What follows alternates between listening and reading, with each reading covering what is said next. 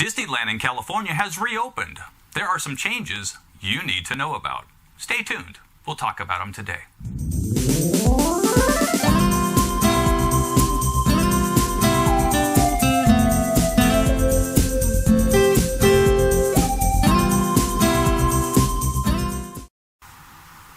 Disneyland and California Adventures in California have reopened in 2021 following over a year of shutdown.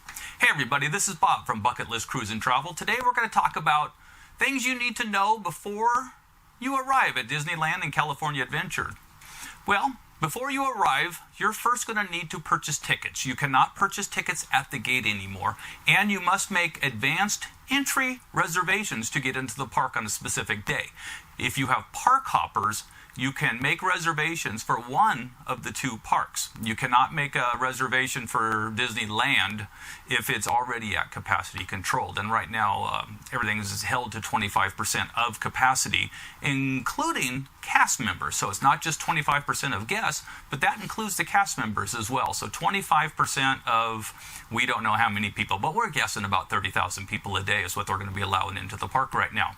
Now, you're going to have to download the app, or actually you should download the app before you go. Disneyland is running an app now, and it highly recommended, and it helps your visit tremendously. It's going to cover your plans, your photos, your queues, your food orders, all the park hours, and the ride times, and what's available for you. Link your tickets. If there's more than one of you, link your tickets together. It really helps your experience. Also, check the weather before you go. Is it going to be warm? Is it going to be cold? We were there on the opening day, which was April 30th, and it was quite warm. It was over 90 degrees. And at Disneyland, 90 degrees is very warm. Now, some of the changes you're going to see at Disneyland, there's a lot of separation. They're doing a very good job, and they're very focused on keeping everybody 6 feet apart. They're doing a really good job, and it's front and center in all of their actions. The rides, you will notice, are much different. We saw a whole bunch of things go out. Space Mountain, we saw 2 people going out on entire trains. Those are set up for 12 people. We saw as little as 2 people. Pirates of the Caribbean, same kind of thing. And one time on Thunder Mountain Railroad, we were the only ones in line to get on the next train until it almost left. We thought we were going to ride by ourselves, which is a great experience in itself. Now, the lines for the attractions are mostly outside. They're doing, like I said, all they can to keep you separated and away from each other. So lines will be stretching far through the park. You're going to be looking for either the end of the line, or there's a cast member holding a sign that says end of the line. Like for pirates, you'll see a cast member dressed like a pirate, and he'll be holding the end of the line sign. So look for something similar to that. Haunted Mansion, the same thing. And the lines will stretch far and long because of 6-foot separation. Now, we were also noticing that we were worried because of the 25% capacity that they were going to run the attractions at 25%. They are not. Attractions are running pretty well, and ride times as a result are very short. More on that in a little bit. Now, there's no fast passes. We have become accustomed to fast passes being available, and that's just not the case anymore. So you're going to wait in line with the masses, which is good because nobody has fast passes. There's also no single riders. Like for cars, we always do single riders because it's usually a really short wait. But right now, no single riders, and again, no fast passes. The lines, like I said, are mostly outside, so you're going to have to plan accordingly for that one. The day it was very warm, you're outside most of the time. With that being said, line times are down. The longest we waited in line for either of the 2 days we were at the park. We were in the park on the April 30th, and we were again there last Wednesday. So we have been to the park twice in the last week. And ride times, line times were very good. They were short. The longest I waited for a ride was about 30 minutes, and that was over like at the opening at Cars in California Adventures. So that wasn't too bad. A lot of the lines are 5 and 10 minutes. We waited in line 10 minutes for Space Mountain at one point. And more on, let's see, the 1 o'clock is the park hoppers are allowed to skip parks. So after 1 o'clock, Disneyland gets a lot busier and the lines get a little bit longer, but we still only waited, I believe, 20 or 30 minutes for Space Mountain, even after 1 o'clock. Now, speaking of lines, while you're in the line for Haunted Mansion, there is a secret door that they're operating. There's a link below, so watch for the cast member that says, "Can you do stairs?" Look for the link below and follow that video. We got to go behind the scenes, and that was really cool. Now, not everything is open in Disneyland right now. The shows and the attractions, if they cannot accommodate, are going to be closed for the moment. Check your app. It'll tell you what's open. It'll tell you what the line times are. And the app is the way to go. Right now, Matterhorn, Jungle Cruise are the two major attractions that are closed, either for refurbishment or for social distancing, of course. Now, food service was different this time. This is one of the major differences that we noticed. The lines are long for the food stands.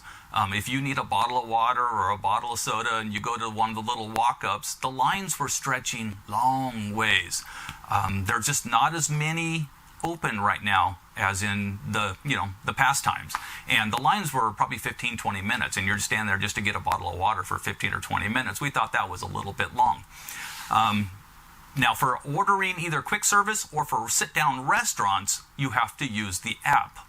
You can scan your smartphone at the entrance of the venue, and there will be a QR code, and it'll bring up the menu, or you can do it from the app itself. Now, be careful of where you are ordering. We were over in the new Star Wars land, waiting to go on our Rise of the Resistance, and restaurant we thought was in Star Wars land turned out to be in Tomorrowland. So we had to hustle across the park, pick up our food order to get back to the Rise of the Resistance. So be careful of where you order and make sure you know the name of the venue that you're ordering from. And again, not all restaurants are open. Now, a couple of the attractions over at California Adventure are new to us. They have changed the names. The California Scream is no longer the California Scream. It's now the Incredicoaster. I was looking on my app for the Scream, and I figured it was just down at that time because I couldn't find it. But that one has changed names, and the Twilight Zone's Tower of Terror has changed names also. That's now the Guardians of the Galaxy. Still a great ride, but do know that the names have changed for that one.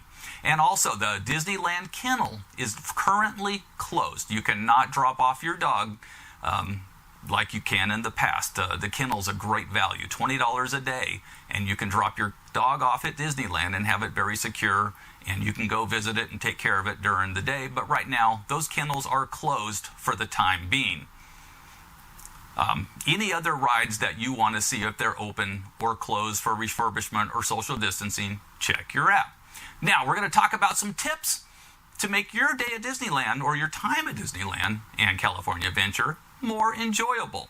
Wear very comfortable shoes. That's the biggest thing I can say. We logged on the second day 10.42 miles. That is a lot of walking. We did have park hopper passes. You are standing in line a lot, and you're running between attractions, not literally, but figuratively, and a lot of walking is done. And I saw some very poor shoe choices at the park.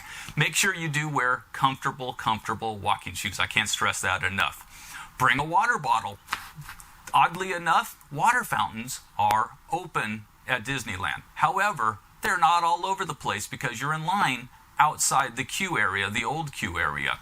And we like to bring a bottle of water or two, take it into the park with you, and as you empty it, you can refill it at the water fountains. Stay hydrated. It'll be warm there, usually. Bring a hat. And I also saw sun umbrellas. If you're outside, because the queues are now outside, the lines, you're going to be in the sun a lot more than you used to be when you're visiting the park. Now, A pro tip here, I had a carabiner clip on the back of my hat, and that way I could secure it when I'm riding the rides. That way you don't have to hold on to your hat, you just clip it in, and you're good to go on that one. Bring some snacks with you. Like I said, you're going to be in line, and lines for the snacks are very long, and you don't want to waste your time standing in line. Just bring some quick snacks with you and to go with your water or whatever else you bring. Bring sunscreen. Can't stress that one enough either, at least the times we were there. That's why I say check the weather before you go. You may need to bring a sweatshirt. But sunscreen and a hat were mandatory on the 2 days that we were there. Bring a phone charger. I saw a number of people charging their phones on one of those small Anchor type batteries. If you're using your app a lot and people are on their smartphones while they're standing in line to keep themselves entertained, or you're playing videos for the kids to keep them entertained while you're in line, you're going to run out of battery before the day is done. So bring a phone charger system with you. Now, extra face masks. Right now, face masks are mandatory. And like I said, Disney is very, very strict on the distancing and wearing your mask over your mouth and your nose. You'll be reminded repeatedly, even if it slips a little bit. So bring an extra mask with you just in case you have a blowout or other issue. Also, Rise of the Resistance. Great ride if you haven't done it yet. That's over in the new Star Wars land. At 7 o'clock in the morning on your app. I mean 7 o'clock on the dot. That's when you make your ride reservations. You cannot stand in line for that ride first. You have to get a reservation through the app before you can go into line on that one. 7 o'clock anywhere can get you, with a park admission of course, can get you into that ride. It's Fast and Furious, 7 o'clock, and then again at noon. But you have to be in one of the 2 California parks to make your reservation at noon. Now, if you made reservations at 7 o'clock, as we did the second day, and our ride didn't go until, I believe, 1:20, we could not make reservations again because we were already in line from the 7 o'clock. So we could not make another set of reservations at noon, which we really like. That's a great ride. Now, another tip I can give you is arrive early. When we got to the Mickey and Friends parking garage, that's the longest line in the park. It looks like the 405 freeway on a Friday morning at 7:30. The lines were incredible. I can't stress that enough. Make sure you arrive early to the parking garage. And we noticed that the center lanes moved a little quicker. They had 2 people working in the booths, and on the days we were there, they had 1 person running 2 lines on the outside booths. Now, other changes you're going to see, temperature checks. That's the first thing you'll do. So you'll snap a photo of wherever you are in the parking garage. If you're in J5 Mickey or whatever it is, take a photo so you can find your car on the way back. They're going to do a temperature check at the bottom of the stairs. Then the stroller and the power chair rental will be off to your right. Then you'll go through the security lines. They're going to check all your bags, make sure all that kind of good stuff. And then you'll go to the tram line, and the trams are not running right now. Due to social distancing, there are no trams. So you'll be walking from the Mickey and Friends parking structure all the way down to either park, either Disneyland or California Adventures, and it's just a little over a half-mile walk. So do plan ahead that you will be walking. So if you think you might need a power chair or a stroller rental, I would get one right at that point. That's about all I have for you today. Now, what secrets do you know about Disneyland, or Disney World for that matter? Comment below. I'd love to hear about it. So subscribe to this channel, and we'll keep you up to date on all the bucket-worthy travel experiences that we can find. This is Bob from Bucket List Cruiser Travel. Have a good day.